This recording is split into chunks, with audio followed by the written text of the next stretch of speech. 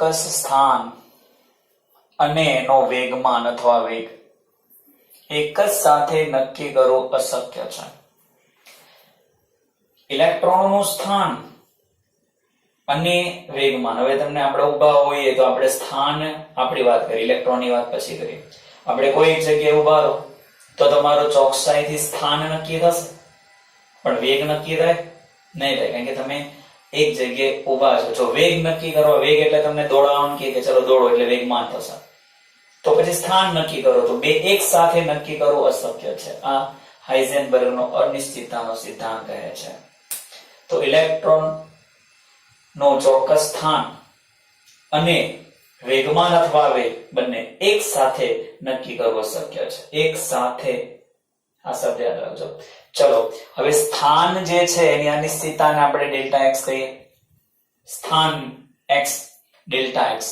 વેગમાનને તો આપણે p જ કહીએ છીએ. તો વેગમાન p mv, વેગમાન p mv, એટલે મેં અહીંયા p લીધો છે. હવે અહીંયા જો delta x into delta p is greater than or equal to h upon 4 pi. h તમને ખ્યાલ છે પ્લાન્ક અચળાંક. ઓકે, તો એ મેં અહીંયા નથી લખ્યું. જો હવે x એટલે સ્થાનની અનિશ્ચિતતા, p એટલે વેગમાનની અનિશ્ચિતતા. દાખલા માટે આ આપણે દાખલા માટે યાદ રાખવાનો છે.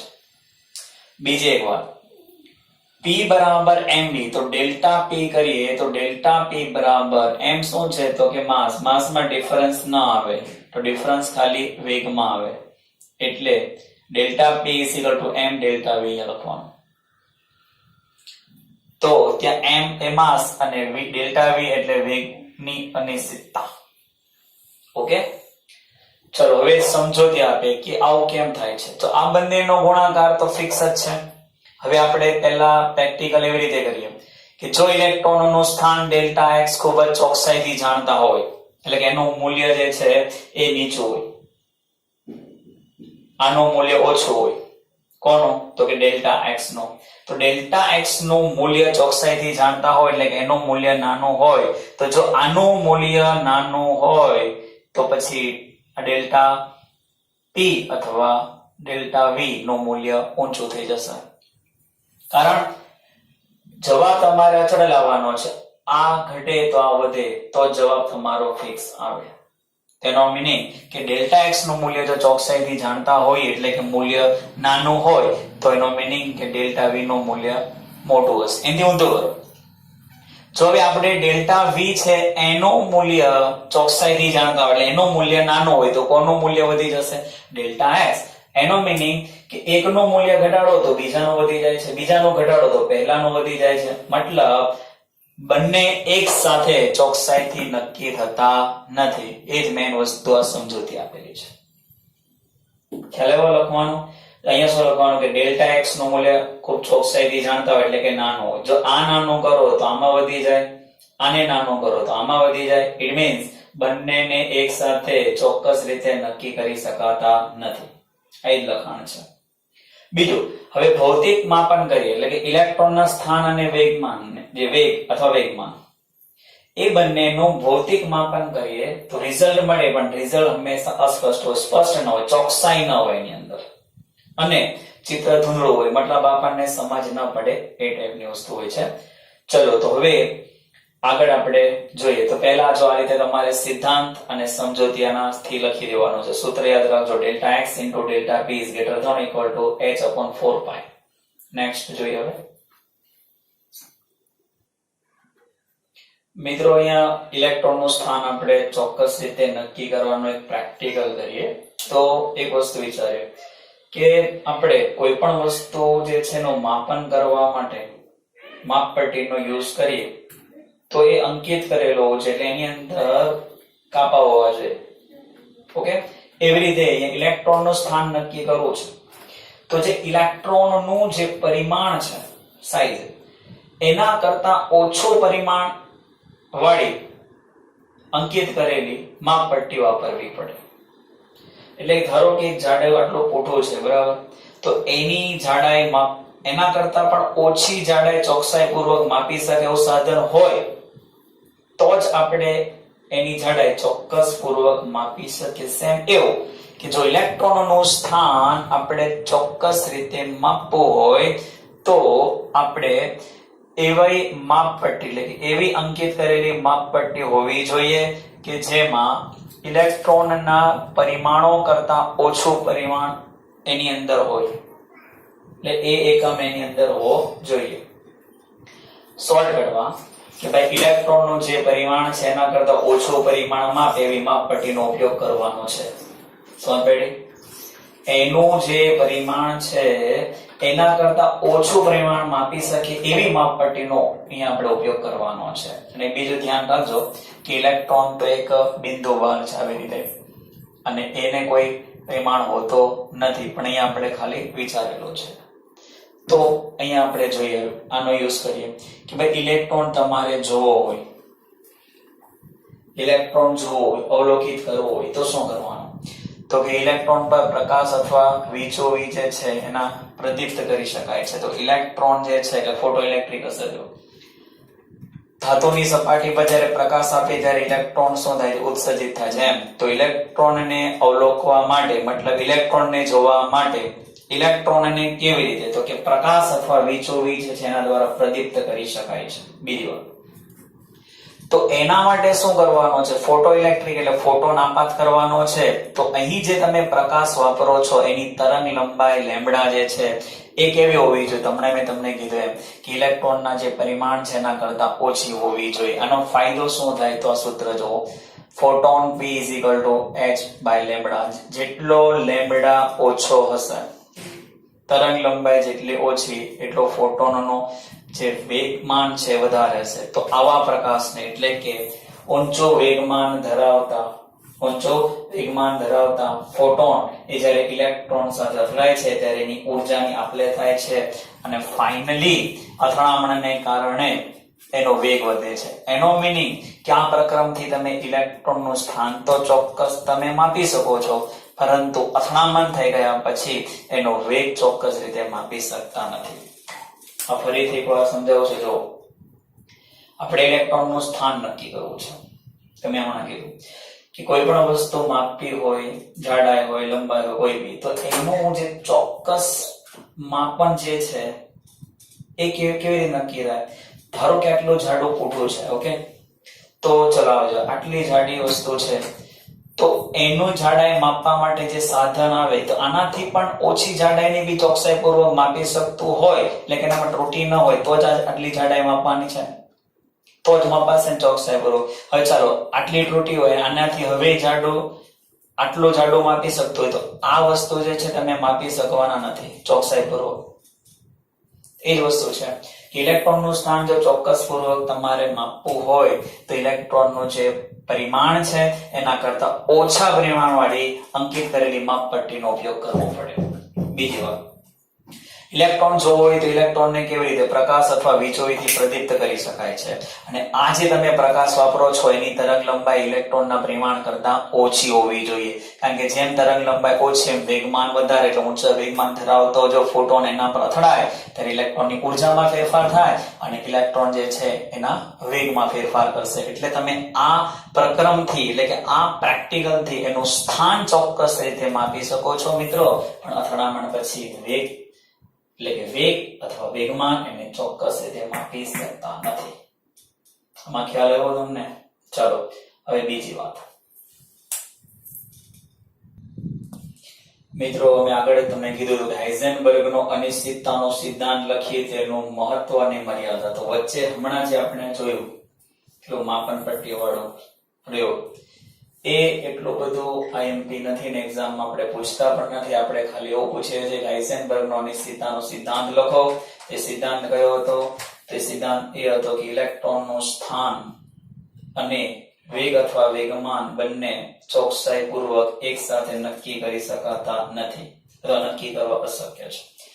એ લખી ડાયરેક્ટ અહીંયા મહત્વ પર આવી જવાનું છે. તો સવાલ જોઈને લખજો એક્ઝામમાં, બરાબર? આટલો મોટો લેખા જ નથી કરવાનો, ખાલી મૂકીને ચલાવ્યું બધું છે, પણ તમને એક્ઝામમાં આટલો લાંબો પૂછાશે નહીં. ચલો એ જો મહત્વ. તો ઇલેક્ટ્રોન અને બીજા સમાન કણ એટલે એના જેવા બીજા અપરમાણ્વીય કણ એટલે કે proton, MASON, kappa MASON, તાઉ MASON આવા બધાના નિશ્ચિત પથ અથવા પ્રક્ષેપ પથના અસ્તિત્વને નકારી કાઢે છે અથવા નકારી દે છે. આ મેન છે. ઇલેક્ટ્રોન અને તેના જેવા બીજા એને સમાન હોય એવા એટલે અતિ સૂક્ષ્મ જે કણ એ કણોના નિશ્ચિત પથ અથવા પ્રક્ષેપ પથ એના અસ્તિત્વને નકારી દે છે. તો એ સમજીએ. ચલો અત્યારે અન્ય વસ્તુ લઈએ. તો અન્ય વસ્તુ જે છે એની વાત કરીએ તો એનો જે પ્રક્ષેપ પથ છે એનું સ્થાન અને વેગ જુદી જુદી માત્રામાં ચોકસાઈપૂર્વક નક્કી કરી શકાય છે. એટલે શું? હવે તમે એક્સપ્રેસ હાઈવે છે વડોદરા અમદાવાદ વાળો, ચલો હવે એમાં તમે ફોર વ્હીલ લઈને જાઓ છો તો તમે એનો વેગ જાણતા હોય. ધારો કે તમે ત્યાં 95 કિલોમીટર પર અવર, એનો મીનિંગ કે 1 કલાકમાં 95 કિલોમીટર તમે કાપશો એટલે તમારો વેગ તમે જાણો છો અને એના પર લાગતું બળ એટલે તમે જે એક્સિલરેટર આપો એ સેમ રાખવાનો છે. આ સ્પીડ તમારે ડાઉન કરવાની નથી. એક્સપ્રેસ હાઈવે છે એટલે તમે એને મેનેજ કરી શકો છો. તો એ વેગ અને તેનું લાગતું બળ જાણતા હોય તો અમુક સમય પછી એટલે હું તમને એમ કહું કે 1 કલાક થાય તો 1 કલાકમાં તમે ક્યાં આવશો? તો 1 કલાકમાં તમે વડોદરાથી અમદાવાદ આવી જશો. તેનો મીનિંગ કે જો એ તમે હાલનો વેગ અને એના પર લાગતું બળ એ બંને જાણતા હો તો અમુક સમય પછી આ વસ્તુ ક્યાં હશે એ જાણી શકાય છે. પણ અન્ય વસ્તુની વાત થઈ છે કારણ કે એ લોકોનું સ્થાન અને વેગ એ બંને જુદી જુદી માત્રામાં ચોકસાઈ રીતે નક્કી કરી શકાય છે અન્ય વસ્તુ માટે, પણ એ વસ્તુ ઇલેક્ટ્રોન માટે નહીં. લઈએ જોઈએ તો ઇલેક્ટ્રોન અને તેના જેવા બીજા ઉપરમાણ્વીય કણો તો એનું તો હમણાં જ કીધું કે એના સ્થાન અને વેગ એ બંને ચોકસાઈપૂર્વક એક સાથે નક્કી થતા નથી. તો પછી તમે એના પ્રક્ષેપ પથ વિશે વિચારી શકો નહીં કે પ્રક્ષેપ પથ એ લોકોનો ફિક્સ હોય, એનો નિશ્ચિત માર્ગ એનો હોય જેનું સ્થાન અને વેગ એ બંને ચોકસાઈથી નક્કી કરી શકાય. પણ ઇલેક્ટ્રોન અને એના જેવા અતિ સૂક્ષ્મ કણોનું સ્થાન અને વેગ બંને ચોકસાઈપૂર્વક નક્કી થતા નથી એટલે તેનો જે પ્રક્ષેપ પથ અથવા તો એનો નિશ્ચિત પથ છે એના અસ્તિત્વને નકારી દે છે. ખબર પડી તમને? ફોર વ્હીલ વાળું ઉદાહરણ જોજો એટલે તમને ખ્યાલ આવી જશે કે ભાઈ આપણે એનું સ્થાન અને વેગ બંને ફિક્સ છે તો એનો નિશ્ચિત પથ આપણને ખબર પડશે કે કઈ રીતે જાય છે, અમુક સમય પછી ક્યાં હોય. એ વસ્તુ કોને લાગુ નથી પડતો? તો કે ઇલેક્ટ્રોનને લાગુ પડતો નથી. ખ્યાલ આવ્યો આની અંદર? ચલો ફરીથી એકવાર જોઈ લો. ઇલેક્ટ્રોન અને બીજા સમાન કણો એટલે બીજા સમાન કણ એટલે કયા આવ્યા? પ્રોટોન, ન્યુટ્રોન આ બધા એ કણોના નિશ્ચિત પથ અથવા પ્રક્ષેપ પથના અસ્તિત્વને નકારી દે છે. બીજું અન્ય વસ્તુ જેમ આપણે કીધું અન્ય વસ્તુ જે છે એનો પ્રક્ષેપ પથ એ કેમ જાણી શકાય? કારણ કે એનું સ્થાન અને વેગ એ બંને જુદી જુદી માત્રામાં ચોકસાઈપૂર્વક નક્કી કરી શકાય છે એટલા માટે. હવે જો હવે તમને કીધું કે તમે હાલનો વેગ જાણો છો કે તમે તમારી ગાડી લઈને 95 કિલોમીટર પર કલાક એ લખવાનું નથી. અમુક ના યાદ રહે છે, એક્ઝામમાં લખી નાખે છે. એવું નથી લખવાનું. અહીંયા હાલનો વેગ અને તેના પર લાગતું બળ જાણતા હોય તો અમુક સમય પછી આ વસ્તુ ક્યાં હશે તે જાણી શકાય છે, પણ અન્ય વસ્તુ માટે ઇલેક્ટ્રોન અને એના જેવા બીજા સમાન કણો માટે નહીં. આથી ઇલેક્ટ્રોન અને તેના જેવા બીજા અપરમાણ્વીય કણો નું સ્થાન અને વેગ એ બંને ચોકસાઈથી માપી શકાતા નથી, માટે તે પ્રક્ષેપ પથના અસ્તિત્વને નકારી દે છે. ઓકે, ચલો નેક્સ્ટ મર્યાદા. આ જે છે મહત્વ થઈ ગયું. હવે મર્યાદા જોઈએ મિત્રો. આ મર્યાદા જો મેં હમણાં આગળ કીધું સિદ્ધાંત એનું મહત્વ મર્યાદા. તો બ્રોગલીની મર્યાદા શું હતી? એ પણ સૂક્ષ્મ કણોને લાગુ પડે, સ્થૂળને નહીં. સેમ વસ્તુ છે કે હાઇઝેનબર્ગ પણ સૂક્ષ્મદર્શીય એટલે કે ઇલેક્ટ્રોન એના માટે લાગુ પાડી શકાય, પણ સ્થૂળદર્શીય માટે લાગુ પાડી શકાય નહીં. સ્થૂળ એટલે મોટી વસ્તુ હોય એના માટે લાગુ પાડી શકાય નહીં, મતલબ નગણ્ય છે. તો સમજે સ્થૂળમાં આ લોકો 1 મિલીગ્રામ જેટલું વજન લીધું. 1 મિલીગ્રામ એટલે 10⁻⁶ ગ્રામ. ચલો દાખલો ગણીએ તો દાખલાની અંદર આપણી પાસે સૂત્ર છે હાઇઝેનબર્ગનું સૂત્ર શું હતું? તો હાઇઝેનબર્ગનું સૂત્ર હતું આપણી પાસે delta x m delta v h/4π. દાખલામાં આપણે is greater than equal to નહીં, ઓનલી ઇક્વલ ટુ લેવાનો છે. m છે તે મેં અહીંયા લઈ લીધો છે.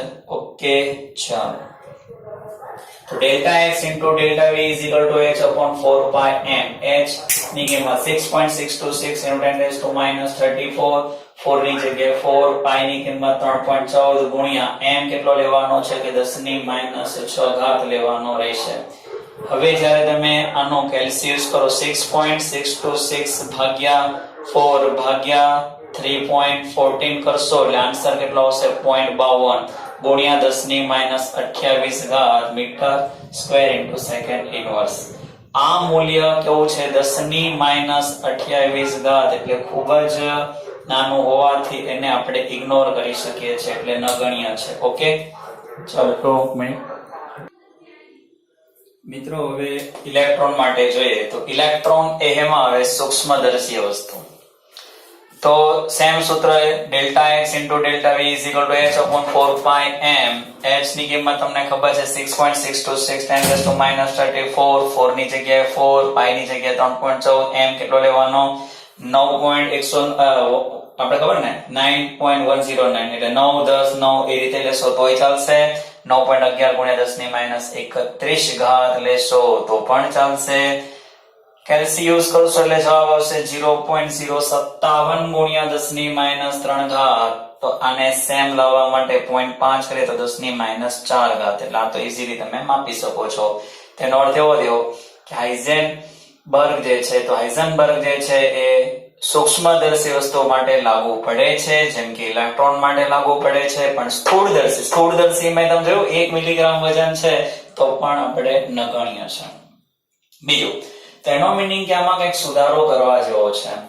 તો જે સિદ્ધાંત છે એમાં આપણે જે સ્થાન અને વેગમાનમાં ચોક્કસ શબ્દ છે ને જે ચોક્કસ શબ્દ નિવેદિત કરેલો છે એની જગ્યાએ આપેલ સ્થાન અને વેગ માટે સંભાવના ને નિવેદિત કરી શકાય છે. એટલે ચોક્કસ નહીં પણ એના માટે કે આપેલ સ્થાન માટે અને વેગ માટે સંભાવના છે એ નિવેદિત કરવી પડશે. તો આવી રીતે તમારે આખો ગોખવાની જરૂર નથી, સિદ્ધાંત આવડવો જોઈએ. હમણાં આપણે જે જોયું તે મહત્વ અને આ એની મર્યાદા છે. તો 3 વસ્તુ તમને આવડવું જોઈએ. ઓકે, જય સ્વામિનારાયણ.